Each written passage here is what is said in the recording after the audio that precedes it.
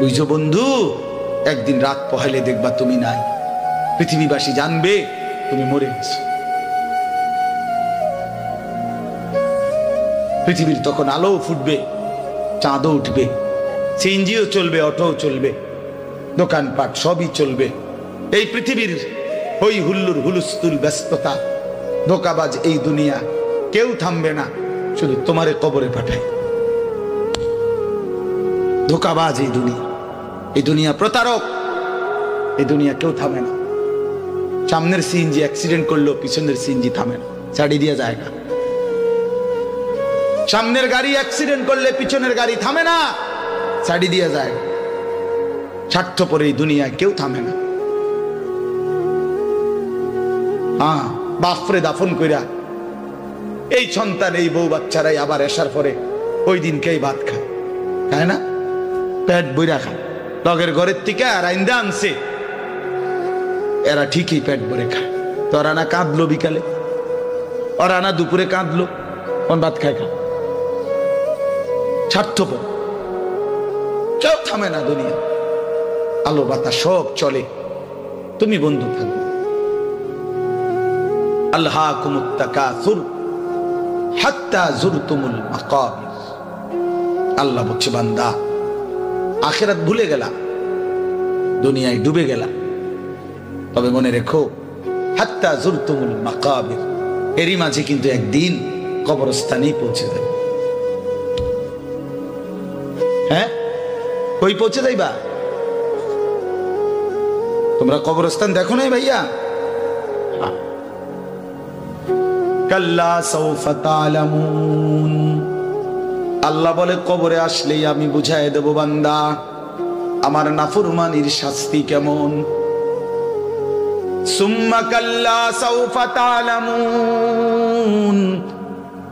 আবার নাফরমান হাসরের ময়দানে আসলে আমি আবার বুঝাই দেব আমার অবাধ্যতার শাস্তিটা কি। একবার বুঝাবো কবরে। তাফসীরের মধ্যে আছে কাল্লা সাউফা তা'লামুনা ফিল কবরি সুম্মা কাল্লা সাউফা তা'লামুনা ফিল আখিরাহ। আল্লাহ বলে, একবার কবরে বুঝাইবো আমারে ত্যাগ করা, আমার নাফরমানি, আমারে সিজদা না করার শাস্তিটা কি। কবরেই টের পাইবা। ওয়ায়ুকাইয়াদু লাহু মালাকুন আমা ওয়া আসাম্মু আবকাম। নবী বলেন, নাফরমানের কবরে এমন একজন ফেরেশতা পাঠানো হবে, যেই ফেরেশতা অন্ধ, বোবা, বধির, চোখেও দেখে না, কানেও শোনে না, জবানেও কথা বলতে পারে না। ফায়ুদরাবু লাহু বিমিথরাকাতিন মিন হাদিদ যারবাতান বাইনা উদুনাইহি।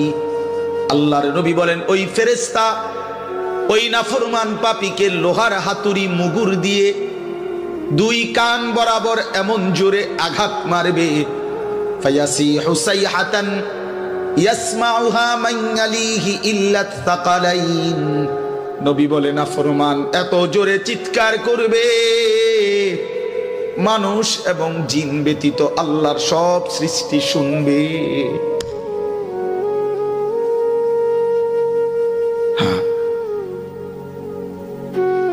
বহু কবরস্থানে এমনও হয়, গরু ছাগল রশি ছিঁড়া লাইতে চায়, জানেন এটা?